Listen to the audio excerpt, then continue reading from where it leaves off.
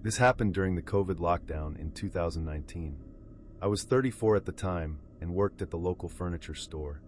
It paid relatively well, as compared to the other jobs I could find back then. My shift was usually from 6 to 11 p.m. It was a Monday night, and I wasn't expecting much of a crowd. By 10:30, most of the customers were gone, except for the usual ones who came to buy some tableware and carpets. By 11, the place was practically empty. All I had to do was lock the doors, tidy a few things, and leave for the night.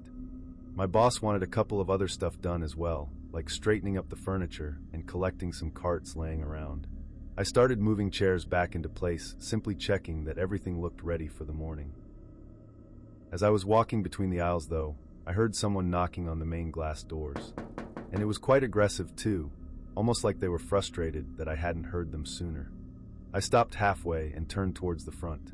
The knocking came again, but it was a bit muffled this time. It was unusual enough for a guy to be out there, especially this late. I thought whoever the hell this was, he would just walk away after some time. I decided to stay back just in case something happened. After maybe half an hour, I packed my bag, shut down the lights in the back and headed toward the front, ready to call it a night. That's when a deep thump resonated along the whole store. It was as if someone had pushed a huge closet or wardrobe to the floor. I thought immediately of the same guy who had been knocking before. I set my bag down and walked towards the noise.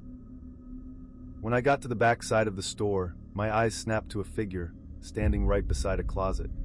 He looked to be in his 40s, wrapped in an oversized coat with many pockets. He had the stench of cigarettes and beer all around him, and his eyes were bloodshot. "Can I help you? What the hell are you doing here?" I said out loud, trying to buy time instead of actually expecting an answer. He didn't respond. We stared at each other for a full awkward minute before I decided to make a run for the front desk and calling the police. Right when I turned back to go, he whispered something to himself before rustling his jacket. I quickly turned around and saw that he had pulled out a pair of thick electrical wires.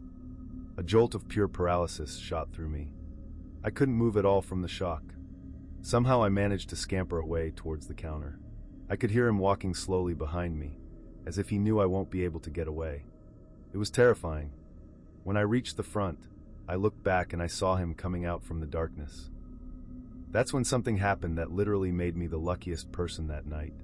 As he came forward, he tripped over a carton that was laying on the ground next to one of the checkout machines. He fell to the floor and let go of the wires he had.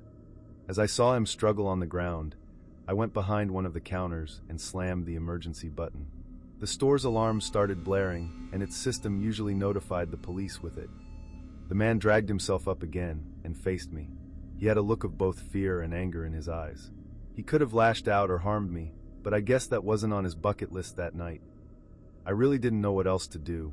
I was still shaken from the whole ordeal, and I didn't really want to interfere with whatever he was thinking of. He looked around cautiously and then ran out of the store and into the parking lot.